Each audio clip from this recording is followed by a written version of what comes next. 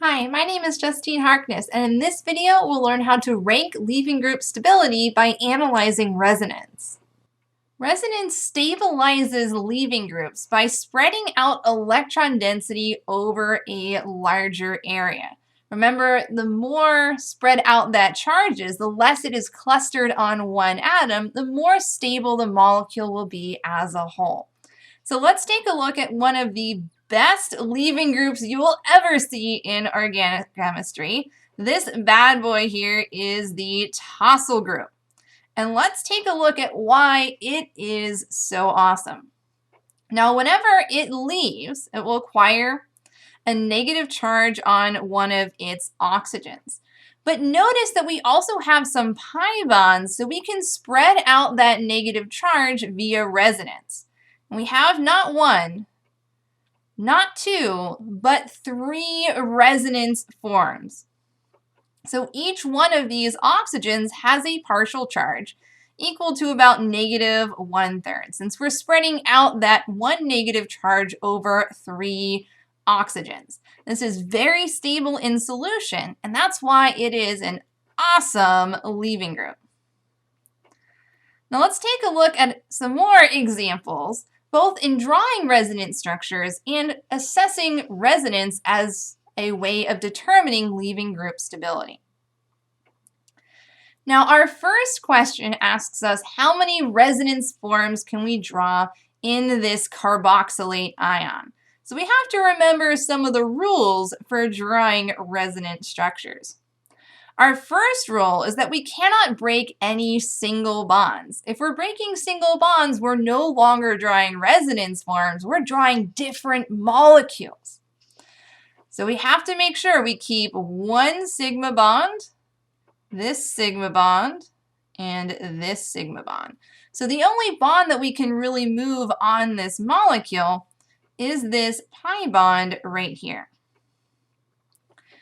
Now we can also move lone pairs of electrons, and this oxygen has 3 of them. So if we take one lone pair and use it to make a pi bond, and then delocalize that other pi bond up onto the oxygen, we can draw a second resonance form. And these two resonance forms will give us the overall resonance hybrid right here. So that one negative charge is spread out between these two oxygens. So each oxygen overall will have a minus 1/2 charge.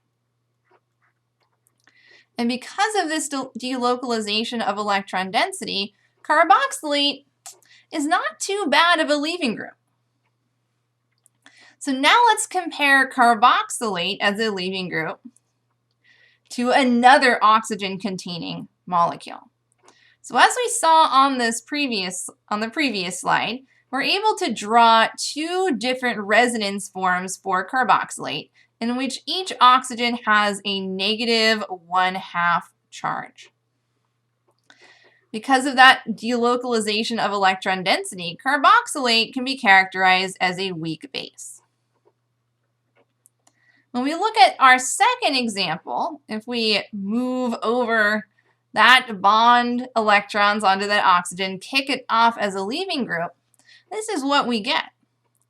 Notice that there aren't really any other oxygens to displace that electron density. There's no other way that we can draw out this molecule. So that one negative charge is concentrated on that oxygen. That makes this molecule a strong base. If you remember from a previous video, we were discussing base strength as a predictor of leaving group stability. Weak bases make for good leaving groups. Strong bases make for bad leaving groups. So the molecule on the left here has the better leaving group because it is stabilized by resonance. So now you should feel more comfortable using resonance as a tool to identify good leaving groups.